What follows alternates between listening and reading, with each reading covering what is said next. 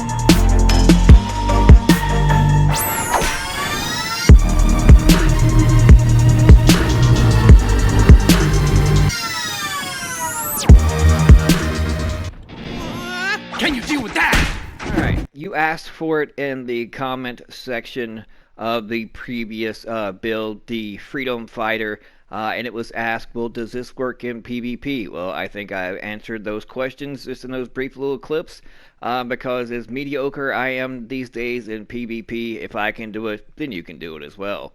So let's hop and dive right into the build. Now, the weaponry of choice is, I would say, fielder's choice, because it all depends on your personal preferences. I'm an LMG guy, and I think LMGs are underrated and kind of frowned upon, especially when it comes to right off the heels of, the AR kind of meta. But I got some options for you in the gameplay. You saw my mediocre RPK. Yeah, I would rather have damage to armor instead of critical hit damage here. But of course we have Sadist, deal 20% weapon damage to bleeding enemies. And I have accuracy, reload speed, accuracy, and accuracy stacked on everything, because this is not a crit build. Next we have the Carnage, still mediocre, but it still has the damaged armor and has perfect Sadist. Deal 25% weapon damage to bleeding enemies. So it just depends on your personal preference. I like the RPK because it's more or less an AR LMG hybrid. The reload time is significantly less. It's less than half of what every other LMG is. So it definitely does come in handy, especially if you're, say, using the Carnage or any other LMG, and instead of taking that time to reload, if you're getting pushed, then you can just switch to RPK, and it has 84 rounds in it, so it definitely does come in handy. I'm trying to look for a better one, but you definitely want one with Sadist on it. Now, the 4 pieces of True Patriot, we'll start first with the mask. You get 30% ammo capacity, 30% magazine size, and of course the red, white, and blue. The red, white, and blue, you ask, is red amplifies the enemy's damage taken by 8%, while shooting the enemy repairs the attacking agent's armor by 2% once every second, decreases enemy damage dealt by 8%. And of course, when they explode after they die, if they have the full flag on them, which is the red, white, and blue, then they give off a nice little fireworks show. It's like a Red Deck 4th of July all over again, thus the outfit.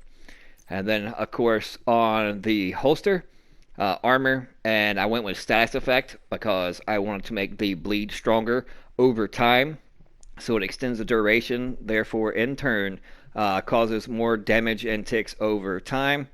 Now to the gloves, same thing, armor and status effect. I wish I had max rolls in my library, but from being away from the game for so long, just coming back, I'm still working on all the things that you guys and gals probably already have maxed out.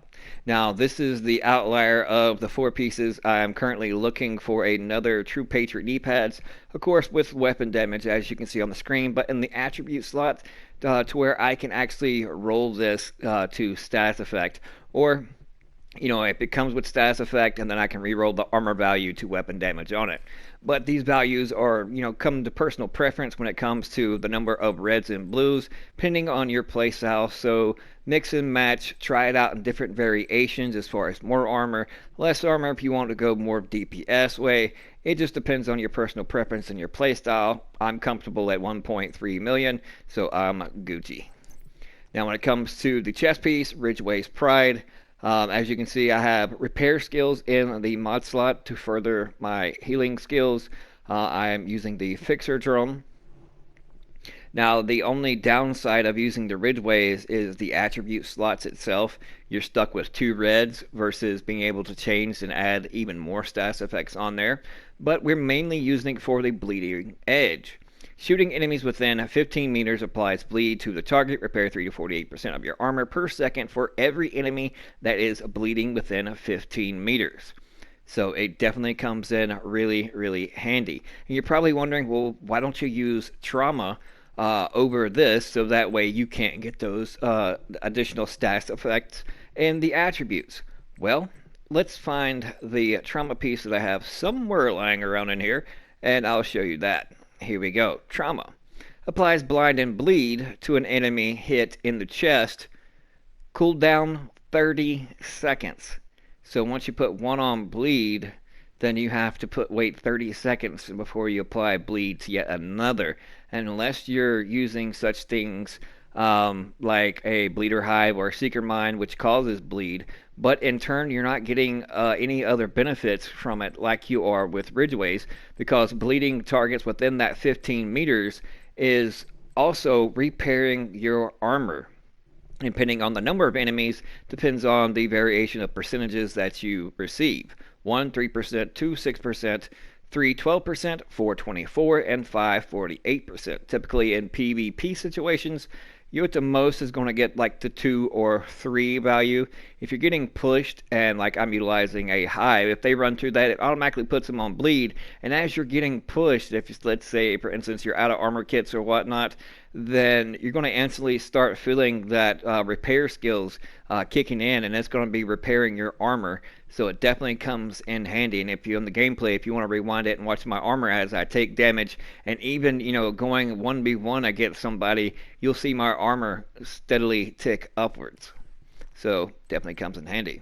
Now I went with the Petrov backpack just because simply I am LMG guy. If you want to use this build with say AR, then I would suggest put a Fenris piece in this slot with Wicked on it. For SMGs, you want to go with a Suck Me Off piece.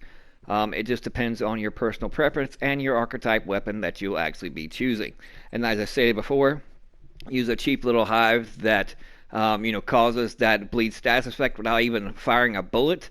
And as they're on bleed and get within that 15 meters, you automatically start repairing armor. Or if you're taking damage and shooting at them as they're running towards you and as you're getting pushed, then it's just going to amplify that repair skills, especially when you accompany it with any kind of heal, whether it be a chem launcher or in this case a fixer drone, whatever your personal preference is.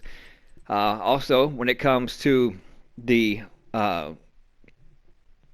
a specialist of choice, I went with the technician, just for the simple fact of getting that +1 yellow skill tier to further increase said fixer drone or the pokey heal.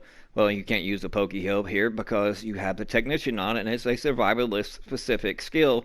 But like chem launcher, things of that nature, then it further increases that and also increases the damage output as far as the bleed that is applied from your hive. But definitely try it out. And like I said, with my mediocre PvP skills these days from being so rusty and get back into the game, if I can make it work, then better players out there can definitely make this work as well. So definitely try it out. Thank you so much for all the comments, love, and support. So be sure to like, subscribe, and share. I appreciate you so much. God bless you, and you have a beautiful day.